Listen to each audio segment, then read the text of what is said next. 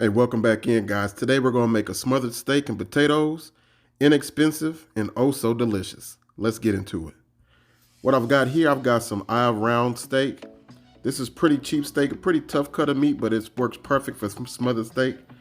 Got a whole medium onion, whole medium bell pepper.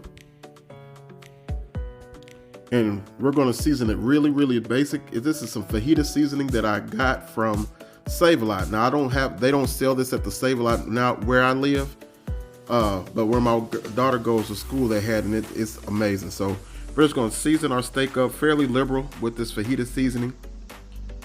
Make sure you hit both sides. And again, you want to season this fairly liberally because when you make your steak, that meat is going to help, or make your gravy rather, that meat is going to help season up that gravy. You're also going to hit it with some black pepper. Now once you've got your steak all seasoned up, I'm using a skillet today, my electric skillet. I also like to call this skillet steak. And then what you're going to do, you're just going to take your steak and you're going to put it into some seasoned flour. You can season your flour however you like. I just like to add a little salt, pepper, garlic, and onion to it. You can taste your flour to make sure the batter is up to your liking, if it's lacking seasoning or if you need more. But just season your flour however you like, or you don't have to season it at all. And I just have a shallow pan of oil here. We're just going to fry off these pieces of steak until they get a nice little golden brown to them. You don't have to cook them all the way through, because we are going to continue cooking them when we smother them in the gravy. All right, guys, we've had the steak going for probably about 2 or 3 minutes. Now we're just gonna go ahead and give them a nice little flip. You can see it has a nice golden brown color around to it. Being that these steaks are like little medallions, they do have a tendency to try to curl up a little bit, but there's really no big deal because you're gonna be smothering them up anyway. But just go ahead and flip them and then repeat the process and get them nice and golden brown. All right, guys, once you've got your steak all browned up, using the same skillet, you don't have to clean it out, in the same oil, you're gonna put your onion and bell pepper in there. Now I've diced a half of the onion and half of the green pepper that I had. And we're just gonna put it into the oil and then saute it around a little bit just to get it a little soft, get some flavor on it. And just cook it until your onions begin to get a little translucent. You don't have to cook them all the way down, but just saute them up a little bit. Again, you don't have to clean out that skillet. It's got some good drippings and flavor already in there with that oil. And it's doing, we're gonna make a pan gravy. So I had probably a quarter cup of oil in the pan, give or take. And you're gonna use the exact same amount of flour to that oil to make your roux for your gravy. Now, quite naturally, as you should know, if you want a really dark roux, you got to keep cooking that roux until it becomes brown. The lighter you want it, you just don't have to cook it as much, but you do want to let it go for, I would say, no less than 5 minutes. That way you can cook that flour flavor out of there. But we are going to go with a little bit of a lighter roux. I didn't feel like waiting a super long time in order to get it really dark, but it's still going to have lots and lots of flavor. All right, guys, we're steadily good. I've gone about 5 minutes so far. Now, remember, the key to a good roux is you have to keep stirring it. It does help if you use an electric skillet to where it really won't stick, but you want to keep going, and you can see that it's changed color, and this is good enough for us. So I went about 6 or 7 minutes, and what I have here now, I just have some chicken stock. Now, you would use beef stock normally. I didn't have any at the moment. Chicken stock works perfectly fine. Vegetable stock or even water would work as well, but I am using chicken stock. Now, when you go in with your chicken stock, eventually you're going to see that your flour mixture begins to thicken really heavy. Now, this is just going to determine, how thick or how light you want your gravy. I want more of a probably a medium gravy, not super thick, but definitely not light. So you just want to I'll add it in probably a half a cup of liquid. We're going to cook it down to see how it goes. Then we're going to add more as we go until you get the consistency of gravy that you want. There is no right or wrong consistency to a gravy, in my opinion. It's all about what you like and how you want it. Some dishes I like a little bit of a lighter gravy or a thinner gravy, and in other dishes I want that 40 weight gravy. That stuff that's going to stick to your bones, and all you need is some bread and rice to eat. This one is, like I say, is going to be kind of in between. So once you add in your stock, make sure that you try to break up any type of lumps or anything like that in your pan first before you add your meat. And that's what we're doing. We're just making sure that we go all the way around in this skillet to make sure we break anything up. Then we're going to go ahead and season up this gravy a little bit.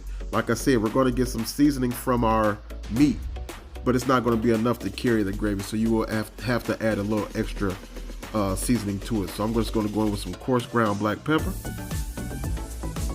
a little more of our fajita seasoning, which happens to have garlic and onion powder in it, as well as salt and pepper.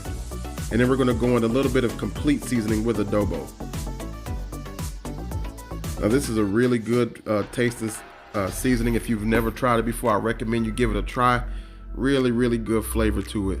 Nice and herby type of flavor, and it works well with this in this gravy. So once you get your gravy seasoned up, just bring it up back up to a simmer. Make sure that your seasoning is well incorporated. Then after you get it to where you want it, then you're going to go ahead on and add back in your steak. Add everything back in the pool. Now you may not be able to fit everything, depending on how many pieces of steak you had. It may not all fit in the skillet. Just try to get it, as much of it submerged in the gravy as possible. You want that meat down in that gravy to soak up all that flavor, as well as to give off flavor to your gravy.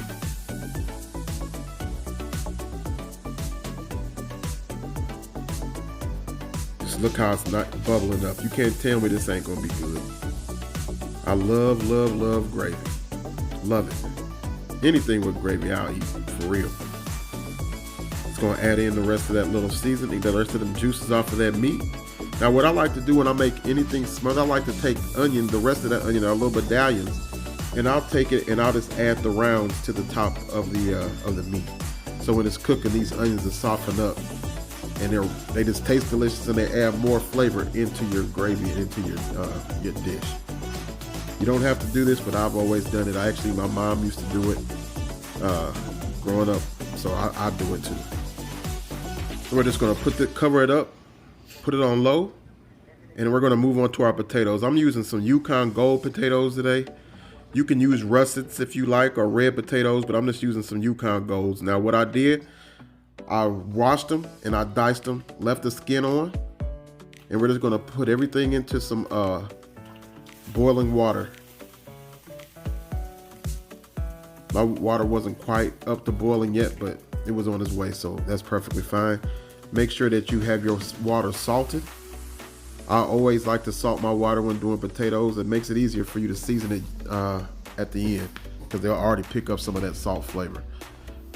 While those potatoes are boiling, we're just going to check in on our steak, make sure everything is looking good, and it's looking fantastic. You can see how those onions have begun to break down and incorporate themselves into our smothered steak. So this house is smelling real good. It's been chilly outside, so this is going to be a perfect dish for a nice cold fall day. Now we've got our potatoes rolling. What you want, you just want them fork tender or knife tender. We're not mashing these potatoes. It's kind of like a hybrid mix between a boiled and a mashed potato. I like them this way. That way they've got a nice little chunk, but they're creamy as well. So just make them and let me know what you think. So I've got the potatoes draining, and into that same pot, we're just gonna add in 2 tablespoons of butter to start. And you're gonna melt that butter down real good into that pot. And once you get it melted down a little bit, you're gonna take those hot potatoes that you rinsed off, or don't rinse them, just drain them rather, and put them back into your pot. Into the pot, we're going to add a couple more tablespoons of butter. Now, if you love butter, go crazy. Put as much as you want. If you're not a huge butter fan like me, then you don't have to put a ton. Doing it this way, you really don't taste the butter in there, but it does add to the potatoes. And then I've got some red milk that we're putting in here. If you had some heavy cream, you could put heavy cream in there, but we're just using some red milk or whole milk. Then we are going to season up these potatoes with some salt, pepper, and just going to give them a nice little toss. Now, it looks like there's a lot of liquid in there at the moment, but all that liquid is going to absorb into these potatoes and it's going to make them nice and creamy, but also still chunky. Hard to explain, but it works out. They're delicious and they go great with this smothered steak. So as you can see a lot of that moisture and that liquid that was in there. It's already been absorbed into those potatoes, along with that butter. Like I said, season it to your liking, but salt, pepper, it's really all you need. If you want to put a little garlic in there, put some garlic in it, or chives. You can use sour cream if you like sour cream, and a little parsley for color, and you're set. You're good to go. These are some stovetop hybrid potatoes, kind of like what I call them, but they taste really good and they go great with this steak. All right, family, we've had that smothered steak rolling for about 45 minutes to an hour. The steak is fork tender, so it's nice and done. You can see that gravy, perfect consistency on gravy.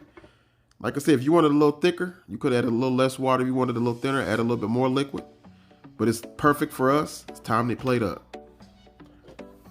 All right, guys, I've let those potatoes rest. We're just gonna have some green beans on the side, season them with a little chicken base and salt, pepper, garlic. And look at those potatoes. You can see they still have chunks in them, but they're still creamy. Like I said, they're hybrid potatoes. They taste really good. Try making them this way. Let me know what you think. If you try them down in the comment section, or if you do make them like this, let me know what you think down in the comment section. Good stuff. All right, and now we're just going to take a couple pieces of that gravy. We've had to let the gravy come cool off a little bit. Nice and thick. Get a couple pieces of that meat. We're going to get our spoon and spoon some of that good gravy over those potatoes. You can never have too much gravy. And put a little extra over the top of that steak. And there you have it, guys. Smothered steak and potatoes, or like I like to call it, skillet steak and potatoes. Little green beans on the side. Like I said, for those cool fall days, you don't get no better than this. Something that'll stick to your bones, last you till it's time to go to bed, or if you're working. It'll give you energy you need to get through the day, and it warms up great, and it always tastes good, better the second day. So give this recipe a try, guys. Let me know what you think. I hope you guys enjoyed it. If you did enjoy it, make sure you like, comment, subscribe, leave a comment down below. Share the video if at all possible. I truly appreciate it. And until the next time, guys, as always, God bless you, and I'll see you around.